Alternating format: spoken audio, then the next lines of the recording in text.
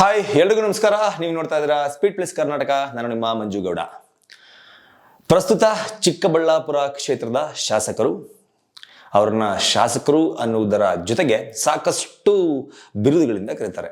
ಮಾತಿನ ಮಲ್ಲ ಅಂತ ಕರೀತಾರೆ, ಇನ್ನೇನನ್ನ ಕರೀತಾರೆ. ಯಾಕಂತಂದ್ರೆ ಅವರ ಮಾತೆ ಅವರಿಗೆ ಬಂಡವಾಳ.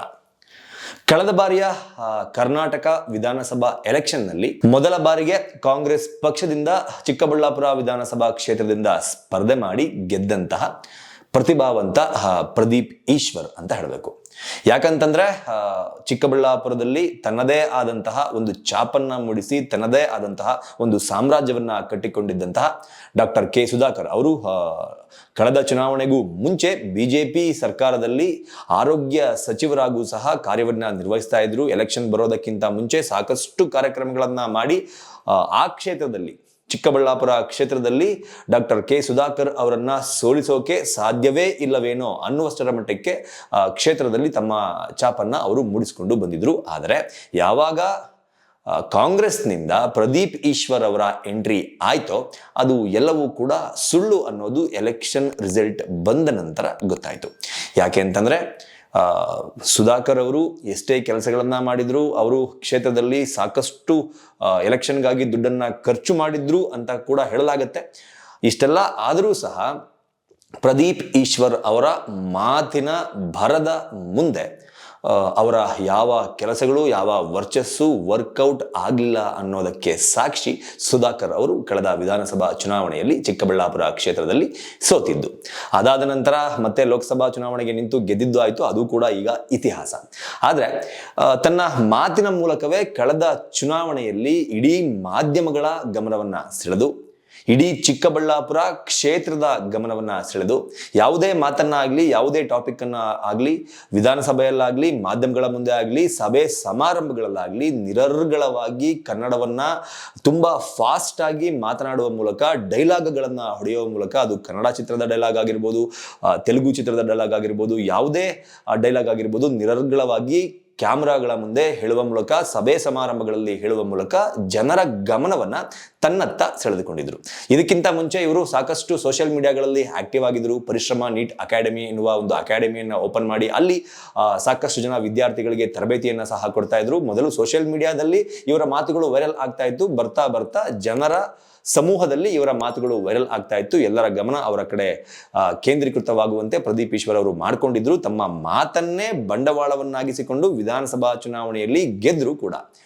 ಇಂತಹ ಪ್ರದೀಪ್ ಈಶ್ವರ್ ಅವರು ಕನ್ನಡ ಮಾತ್ರ ಅಲ್ಲ, ತೆಲುಗು ಭಾಷೆಯನ್ನು ಸಹ ಕನ್ನಡದಷ್ಟೇ ನಿರರ್ಗಳವಾಗಿ ಮಾತನಾಡ್ತಾರೆ. ಚಿಕ್ಕಬಳ್ಳಾಪುರ ಅಂದ್ರೆ ಎಲ್ಲರಿಗೂ ಕೂಡ ಗೊತ್ತಿರುತ್ತೆ, ಆಂಧ್ರದ ಗಡಿಭಾಗದಲ್ಲಿ ಇರುವಂತಹ ಒಂದು ವಿಧಾನಸಭಾ ಕ್ಷೇತ್ರ. ಅಲ್ಲೂ ಕೂಡ ಆ ವಿಧಾನಸಭಾ ಕ್ಷೇತ್ರದಲ್ಲೂ ಕೂಡ ಚಿಕ್ಕಬಳ್ಳಾಪುರದಲ್ಲಿ ಸಾಕಷ್ಟು ಜನ ತೆಲುಗು ಮಾತನಾಡುವ ಮತದಾರರು ಸಹ ಇದ್ದಾರೆ. ಅವರ ಮತವನ್ನ ಒಲಿಸಿಕೊಳ್ಳುವ ದೃಷ್ಟಿಯಿಂದ ಕೂಡ ಕನ್ನಡದಷ್ಟೇ ನಿರರ್ಗಳವಾಗಿ ತೆಲುಗನ್ನು ಸಹ ಮಾತನಾಡಿ ಅಲ್ಲಿಯ ಮತಗಳನ್ನು ಸಹ ಕ್ರೋಢೀಕರಿಸಿಕೊಂಡು ಪ್ರದೀಪ್ ಈಶ್ವರ್ ಅವರು ಗೆದ್ದಿದ್ರು.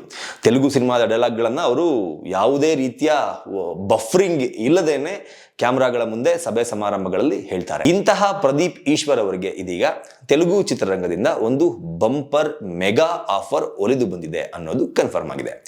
ಬಂಪರ್ ಆಫರ್ ಅಂತ ಹೇಳೋದರ ಜೊತೆಗೆ ಮೆಗಾ ಆಫರ್ ಅಂತ ಯಾಕೆ ಹೇಳ್ತಾ ಇದ್ದೀನಿ ಅಂತಂದ್ರೆ, ಇವರಿಗೆ ಬಂದಿರುವ ಆಫರ್ ಮೆಗಾ ಸ್ಟಾರ್ ಚಿರಂಜೀವಿ ಅವರ ಚಿತ್ರದ ಕಡೆಯಿಂದ ಮೆಗಾಸ್ಟಾರ್ ಅವರ ಮುಂದಿನ ಚಿತ್ರಕ್ಕೆ ಚಿತ್ರದಲ್ಲಿ ಅಭಿನಯಿಸೋಕೆ ಇವರಿಗೆ ಒಂದು ಆಫರ್ ಅನ್ನ ಚಿತ್ರದ ನಿರ್ದೇಶಕರು ನೀಡಿದ್ದಾರೆ ಅನ್ನೋದನ್ನ ಸ್ವತಃ ಪ್ರದೀಪ್ ಈಶ್ವರ್ ಅವರೇ ಒಪ್ಕೊಂಡಿದ್ದಾರೆ.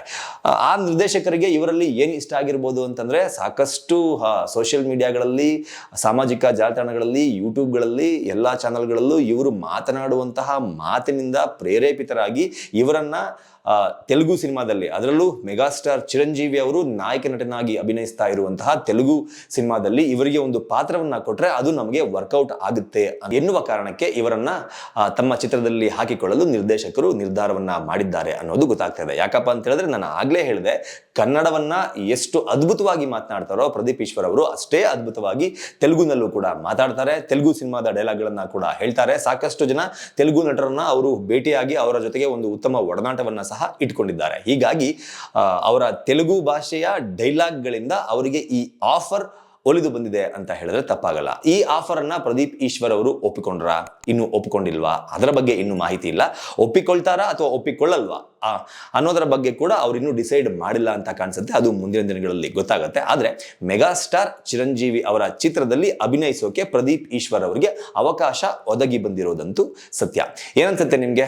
ಇಫ್ ಇನ್ ಕೇಸ್ ಈ ಆಫರ್ಗೆ ಪ್ರದೀಪ್ ಈಶ್ವರ್ ಅವರು ಒಪ್ಪಿಕೊಂಡ್ರೆ ಒಳ್ಳೇದಾ, ಬೇಡ ಅವರು ಸಿನಿಮಾ ಗಿನ್ಮಾ ಅಂತ ಬೇಡ, ಕ್ಷೇತ್ರದಲ್ಲಿ MLA ಆಗಿ ಉತ್ತಮ ಕೆಲಸಗಳನ್ನ ಮಾಡ್ಕೊಂಡು ಹೋದ್ರೆ ಸಾಕು, ಸಿನಿಮಾ ನಟನೆ ಗಿಟ್ನೆ ಎಲ್ಲ ಬೇಕಾಗಿಲ್ಲ ಅಂತ ನಿಮ್ಗನ್ಸುತ್ತಾ ಅನ್ನೋದನ್ನ ಕಮೆಂಟ್ ಬಾಕ್ಸ್ ಮೂಲಕ ತಿಳಿಸಿ ಅಂತ ಕೇಳ್ಕೊತಾ ಈ ವಿಡಿಯೋನ ಮುಗಿಸ್ತಾ ಇದ್ದೀನಿ. ನಮಸ್ಕಾರ.